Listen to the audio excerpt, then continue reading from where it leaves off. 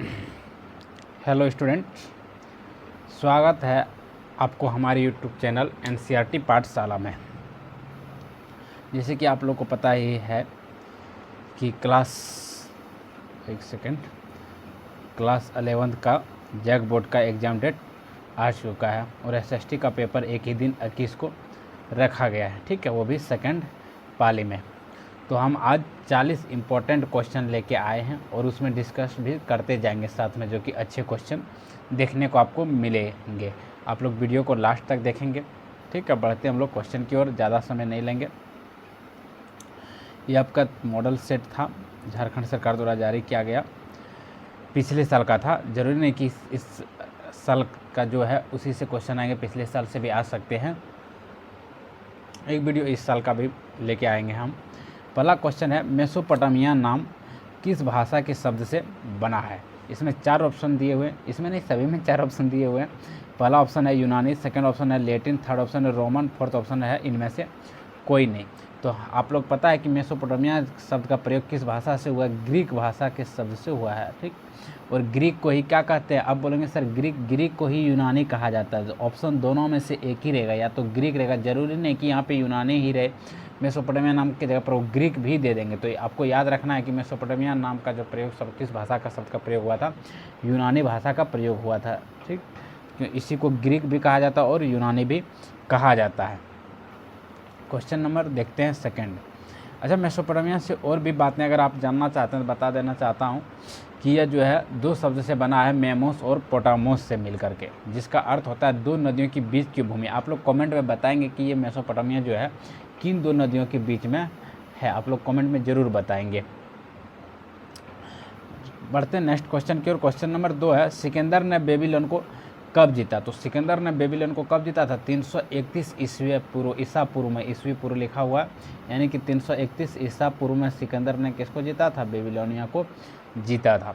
तो इसका ऑप्शन आपका बी बिल्कुल सही आंसर हो जाएंगे। आप लोग याद रखेंगे सिकंदर ने बेबीलोन को कब जीता था? 331। बढ़ते हैं आगे की ओर। नेक्स्ट क्वेश्चन है, दिनारियस का क्या अर्थ होता है? ये सब क्वेश्चन तो आप लोग को अब लॉलीपॉप हो गया होगा, नहीं बहुत बार पढ़ लिया होंगे। दिनारियस का क्या अर्थ होता है? तो दिनारियस का क्या अर्थ होता है? चांदी का सिक्का। अच्छा, इनका वजन कितना ग्राम होता है? 4.5 ग्राम। नहीं, दिनारियस जो हुआ करते थे वो चांदी का सिक्का हुआ करते, और जिनका वजन हुआ करता था 4.5 ग्राम। नेक्स्ट क्वेश्चन है, 4th नंबर, इतिहास के पिता किसको कहा जाता है? इतिहास का पिता किसको कहा जाता है? ये वाला आदमी को कहा जाता है। कौन वाला आदमी को? ये वाला आदमी को। ठीक है, जिनका नाम क्या है? हेरोडेटस। क्वेश्चन नंबर 5 है, रोमन सम्राट का प्रथम सम्राट कौन था? तो रोमन सम्राट का जो है प्रथम सम्राट कौन था? तो रोमन सम्राट का प्रथम सम्राट कौन था? अंगस्टस था। जो कब बने थे? राजा 27 ईस्वी में, ईसा पूर्व में बना था, माफ़ करना, ईसा पूर्व में। रोमन साम्राज्य का प्रथम सम्राट कौन था? अंगस्टस, जो 27 ईसा पूर्व में ये साम्राज्य बने थे। बढ़ते हैं नेक्स्ट क्वेश्चन। बोल रहा, पहाड़ की चोटी पर बसे गांव को क्या कहा जाता है? पहाड़ की चोटी पर बसे गांव को क्या कहा जाता है? क्या कहा जाता है? केस्टला कहा जाता है। पहाड़ की चोटी पर बसे गाँव को क्या कहा जाता है? केस्टला। ऑप्शन नंबर बी आपका सही उत्तर हो गया। उसी को लिखा है, what are the village situated on hill top called? Kestla. Okay,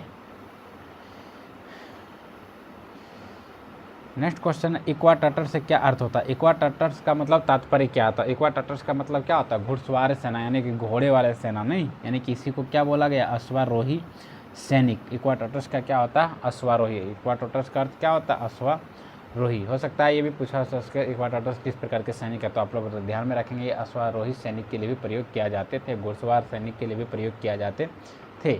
बढ़ते हैं क्वेश्चन नंबर हम लोग आगे की ओर। क्वेश्चन नंबर 8 है, बोल रहा, रोमन साम्राज्य में गणतंत्र का कब से कब तक चला था? रोमन साम्राज्य का बोल रहा है गणतंत्र का जो कार्यकाल था, यानी कि कल लिखा गया है, कार्यकाल जो है कब से कब तक चला था? तो रोमन साम्राज्य में आप लोग याद रखेंगे। अच्छा, याद नहीं रखेंगे तो फिर मारेंगे कैसे वहाँ? सही नहीं, तो याद रखना है, नहीं तभी ना एग्जाम में बनाओगे। 509 ईसा पूर्व से 27 ईसा पूर्व तक रोमन साम्राज्य में गणतंत्र का कार्यकाल कब चला था? 509 ईसा पूर्व से 27 ईसा पूर्व तक। बढ़ते हैं क्वेश्चन नंबर 9 की ओर। बोल रहा है गृह युद्ध का तात्पर्य क्या है। ये तो हम बहुत बार बताए हैं कि गृह युद्ध का तात्पर्य मतलब क्या होता है, अपने ही देश से सत्ता प्राप्ति के लिए संघर्ष करना, यानी कि देश के आंतरिक भाग या फिर दो राज्यों की लड़ाई, ये सारे चीज़ क्या होता है, गृह युद्ध कराता है। देश के अंतर्गत जो है धर्म की युद्ध लड़ाई ना, या फिर कोई दंगा फसाद हो जाना, हिंदू मुस्लिम में लड़ाई हो जाना। हालांकि हिंदू मुस्लिम में लड़ाई करके कोई फ़ायदा नहीं है, नेता लोग अपने भलाई के लिए काम करते हैं, उस पर बातें नहीं करेंगे। कोई किसी का दुश्मन नहीं होता, ना ही किसी एक कास्ट में सभी लोग अच्छे हैं, ना ही हिंदू में सभी लोग अच्छे हैं और ना ही मुस्लिम में सभी लोग अच्छे हैं ना। तो इसलिए हम लोग अपना चलो देखते हैं। नेक्स्ट क्वेश्चन है 10 नंबर, बोल रहा बर्बर शब्द किस भाषा से उत्पन्न हुआ है। तो बर्बर शब्द किस भाषा से उत्पन्न हुआ, ये भी यूनानी भाषा से उत्पन्न हुआ, जिसको आप लोग क्या बोलते हैं, ग्रीक भाषा। क्या बोलते हैं, ग्रीक भाषा। ऑप्शन नंबर ये वाला सही हो जाएगा। कौन वाला, सी वाला। चलिए आगे की ओर हम लोग बढ़ते हैं। क्वेश्चन नंबर 11 है, जर्मन शब्द फ्यूड का अर्थ है, यानी कि जर्मन शब्द में फ्यूड का क्या अर्थ है, एक पत्थर का टुकड़ा, एक भूमि का टुकड़ा, एक लोहे का टुकड़ा। नहीं भाई, एक भूमि का टुकड़ा। जर्मन शब्द में फ्यूड का अर्थ क्या है, एक भूमि का टुकड़ा। अच्छा, एक रोटी का टुकड़ा भी था, उसका आप लोग कमेंट में बताएंगे। यायावर का अर्थ क्या होता है। क्वेश्चन नंबर 12 है, यायावर का अर्थ क्या है। यायावर का अर्थ मतलब क्या होता है, घुमक्कड़। यायावर का अर्थ क्या होता है, चलो क्वेश्चन पूरा ले लेता हूँ मैं। यायावर का अर्थ क्या होता है, ऑप्शन नंबर ए आपका सही हो गया। यायावर का अर्थ क्या होता है, घुमक्कड़। बढ़ते हैं क्वेश्चन नंबर आगे की ओर। बोल रहा चंगेज खान का मृत्यु कब हुआ था। चंगेज खान का मृत्यु कब हुआ था, 1227 ईस्वी में हुआ था। अच्छा, डेट पूछे तो कब, 18 अगस्त को। अगर आप लोग क्रिकेट देखते होंगे तो विराट कोहली का जर्सी नंबर ये है। हाँ, ऐसे भी आप लोग याद रख सकते हैं। नहीं देखते हैं तो कोई बात नहीं, देखना भी ज़रूरी नहीं है। मेसोपोटामिया में इन्ना किसकी देवी थी। बोल रहा मेसोपोटामिया में इन्ना किसकी देवी थी। तो मेसोपोटामिया में इन्ना किसका देवी था, प्रेम एवं युद्ध की देवी थी। मेसोपोटामिया में इन्ना किसका देवी थी, प्रेम एवं युद्ध का देवा। चलो हम लोग बढ़ते हैं क्वेश्चन नंबर 15 की ओर। क्वेश्चन नंबर कहाँ पे आ गए हम लोग, 15। बोल रहा मैनर क्या होता है। तो मैनर क्या होता है, लॉर्ड का घर, फ्रांस का सड़क। नहीं भाई, फ्रांस का सड़क तो नहीं होता है, रोमन साम्राज्य का राजा नहीं होता, सामंतों की सेना नहीं होता है, तो क्या होता है, लॉर्ड का घर होता है। मैनर का अर्थ क्या होता है, लॉर्ड का घर। चलिए क्वेश्चन नंबर 16। बोल रहा मेसोपोटामिया सभ्यता की लिपि कैसी थी। तो मेसोपोटामिया आप लोग जान ही रहे थे कैसा लिपि था, किलाकार। अच्छा, भाषा कैसी था, लिपि तो किलाकार था, भाषा कैसा था मेसोपोटामिया, भाषा कैसा था। ये वाला पढ़ लो आप लोग, ये वाला यही वाला भाषा था, ठीक है। ये वाला पढ़ के तो बताओ तो कौन सा भाषा था, सुमेरियन वो बोला गया। चलो भाई कोई दिक्कत नहीं। एक और भाषा था अकादी। ये दो भाषा का प्रयोग ज़्यादातर देखने को मिले थे। नेक्स्ट है तीत क्या था। तीत क्या था, तीत एक प्रकार का टैक्स हुआ करता था, टैक्स, जिससे राजा क्या करते थे, वसूली करते थे, और वो अपना उपज का कितना होता था, 1/10वां भाग हुआ करता था। हाँ, तो एक तरह का क्या हुआ करता था, कर हो, जिसको आप टाइप ऑफ टैक्स भी बोलते हैं। चलो आगे की ओर जाते हैं हम लोग क्वेश्चन नंबर में। बोल रहा है 18 नंबर, फ्रांसीसी समाज में अभिजात वर्ग किस श्रेणी में सम्मिलित है। इसको भी हम चिल्ला के बताए हैं क्लास में, किस वर्ग में, द्वितीय वर्ग में। फ्रांसीसी समाज में अभिजात वर्ग किस श्रेणी में सम्मिलित था, द्वितीय वर्ग में। नेक्स्ट क्वेश्चन है, वर्तमान में फ्रांस किस प्रकार की सरकार। अच्छा, वर्तमान में फ्रांस में किस प्रकार की सरकार है, गणतंत्रीय सरकार है। ऑप्शन नंबर बी आपका सही हो जाएंगे, ठीक है। वर्तमान में जो है फ्रांस में किस प्रकार की सरकार है, गणतंत्रीय। क्वेश्चन नंबर 20 है, द लास्ट सफ़र चित्र किसने बनाया था। अब बताएंगे द लास्ट सफ़र चित्र किसने बनाया था, बताओ किसने बनाया था द लास्ट सफ़र चित्र। ऑप्शन है लियोनार्डो दा विंची, दूसरा ऑप्शन है राफेल, तीसरा ऑप्शन है माइकल एंजेलो, चौथा ऑप्शन है एलिजाबेथ। तो किसने बनाया था, लियोनार्डो दा विंची ने। द लास्ट सफ़र किसकी कृति है, Leonardo da Vinci. Question number 21 है, बोल रहा ईसाई धर्म में ईस्टर से ईसाई क्या होता था। ईसाई धर्म में जो है ईस्टर का मतलब क्या होता है, ईसा मसीह के पुनर्जीवन के पहले, मतलब बोल रहा ईसा मसीह में जो है पुनर्जीवन का प्रतीक होता है। नहीं, हम लोग में बोलता है अरे अच्छा काम करेगा तो मानव में जन्म लेगा, नहीं करेगा तो किसी अन्य चीज़ों में जन्म लेगा, जो कि आजकल लोग इसको नहीं मानते हैं, इसीलिए जो है उल्टा पुल्टा काम करते हैं, क्योंकि उसको डर नहीं है। चलो भाई, डरना ज़रूरी है या नहीं है, पता नहीं क्या करना ज़रूरी है। नेक्स्ट क्वेश्चन है, 22 बोल रहा the civilization of the renaissance in Italy नामक पुस्तक की रचना किसने क्या है। बहुत बढ़िया क्वेश्चन है। 22 नंबर, the civilization of the renaissance in Italy नामक पुस्तक की रचना किसकी है भाई? बकरहाट की है। मोस्ट इम्पोर्टेंट क्वेश्चन है, जिसको आप लोग क्या बोलते हैं, वेरी वेरी इंपॉर्टेंट, नहीं VVI ना। The civilization of the renaissance in Italy नामक पुस्तक की रचना किसने क्या है? बकरहाट ने किया है। द प्रिंस नामक पुस्तक की रचना किसने किया है? नेक्स्ट क्वेश्चन है, द प्रिंस नामक पुस्तक की रचना किसने किया? ये तो बताना ही पड़ेगा, नहीं बताओगे तो कैसे होगा। किसने किया है? ऑप्शन नंबर ए आपका सही आंसर हो जाएगा, यानी कि मैकियावेली ने। क्वेश्चन नंबर 24 बोल रहा नाइटस्ट कौन थे? ये तो हम पहले भी जिक्र किए थे। नाइटस्ट, ओ ये क्या था? घुड़सवार सैनिक हुआ करते हैं। हाँ चलिए बढ़ते हैं हम लोग आगे की। और क्वेश्चन नंबर 25, अच्छा क्वेश्चन नंबर हम लोग कहाँ पे पहुँच गए? 25। आप लोग वीडियो को अगर लाइक नहीं किए तो लाइक कर देंगे। नहीं, लाइक करने में पैसा नहीं लगेगा, कर दीजिएगा और हमको अच्छा लगेगा। आप अगर लाइक करेंगे तो हमें क्या लगेगा? अच्छा लगेगा। क्वेश्चन नंबर है 25, छापे खाने का निर्माण किसने किया? तो छापे खाने का निर्माण किसने किया था? राफेल ने? नहीं भाई, राफेल ने नहीं किया था। किसने किया था? ऑप्शन नंबर बी, यानी कि किसने किया था? गुटेनबर्ग ने। क्वेश्चन नंबर 26 है, इसाबेला द स्टेक कौन थी? ये नया नया क्वेश्चन आप लोग को देखने को मिल रहा होगा। नहीं, इसाबेला द स्टेक कौन थी? इसाबेला द स्टेक कौन थी? ये मंटुआ राज्य की रानी हुआ करती थी। मंटुआ राज्य की रानी ना।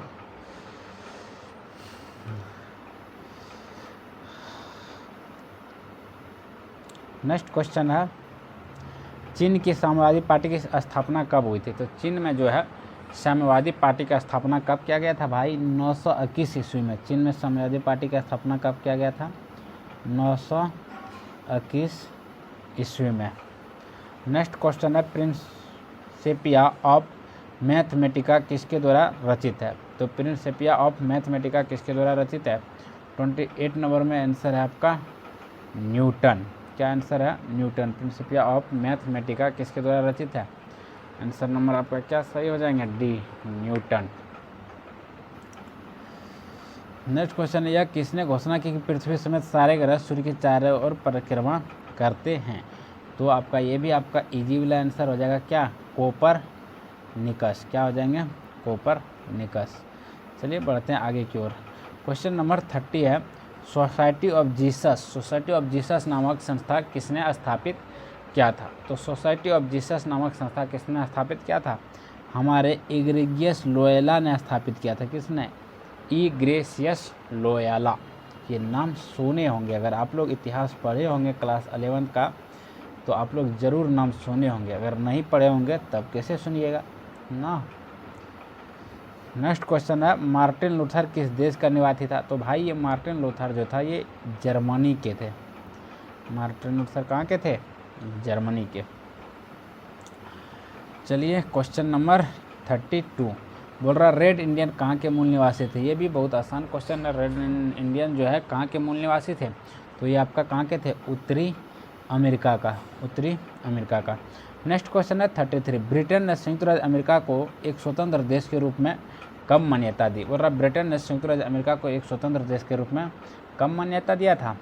1781 नंबर। अच्छा मैं ज़्यादा स्लो बोलता हूँ क्या? आप लोग कमेंट में बताएंगे। हमको बहुत स्पीड बोलने की आदत नहीं है, हमें लगता था हम तो स्पीड बोलते हैं, पता नहीं आप लोग को कैसा लगता है। नेक्स्ट क्वेश्चन है 34 नंबर, कैनबरा को ऑस्ट्रेलिया की राजधानी कब बनाई गई? 34 नंबर क्वेश्चन है, कैनबरा को ऑस्ट्रेलिया की राजधानी कब बनाया गया था? 1911 ईस्वी में। नेक्स्ट क्वेश्चन है, जापान में मेजनी पुनर्स्थापना कब हुआ? तो जापान में मेजनी पुनर्स्थापना कब हुआ था? 1867 से 68 ईस्वी में। नेक्स्ट क्वेश्चन है, जापान में तेज गति वाली शिंकाकेन क्या है? हाँ ये बात बढ़िया है, जापान में तेज गति वाली शिंकाकेन क्या है? भाई ये बुलेट ट्रेन है। बुलेट ट्रेन क्या है? Bullet train. क्वेश्चन नंबर 37 है, आधुनिक चीन के संस्थापक किसे माना जाता है? तो आधुनिक चीन का संस्थापक किसको माना जाता है? थोड़ा मैं ऊपर ले लेता हूँ। सन यात सेन को, कांग योवाल को, लियाओ किचाओ को, चिंग को। तो आप लोग नाम सन यात सेन याद रखेंगे, जो कि चीन का आधुनिक चीन का संस्थापक माना जाता है। किनको? सन यात सेन को। क्वेश्चन नंबर 38 है, चीनी गणतंत्र के पहले राष्ट्राध्यक्ष कौन थे? तो भाई यही थे, कौन? सन यात सेन ना। क्वेश्चन नंबर 39, वाक्रा शीर्ष क्या था? भाई वाक्रा शीर्ष क्या था? ये स्त्री का शीर्ष हुआ करता था, महिला का सर हुआ करता था। ठीक है। क्वेश्चन नंबर 40, ये आपका जो है मेसोपोटामिया में किन दो नदियों के बीच? हाँ, ये अच्छा क्वेश्चन है, मेसोपोटामिया। अच्छा, क्वेश्चन नंबर ये आपका लास्ट है। अगर अभी भी आप लोग वीडियो को लाइक नहीं किए तो लाइक ज़रूर कर देंगे, साथ ही चैनल को सब्सक्राइब भी कर लेंगे ना। मेसोपोटामिया किन दो नदियों के बीच की उपजाऊ भूमि को इंगित करता है? तो मेसोपोटामिया किन दो नदियों के बीच था? दजला एवं फरात। किस नदियों के बीच था? दजला एवं फरात। तब तक मिलते हैं हम लोग नेक्स्ट वीडियो में।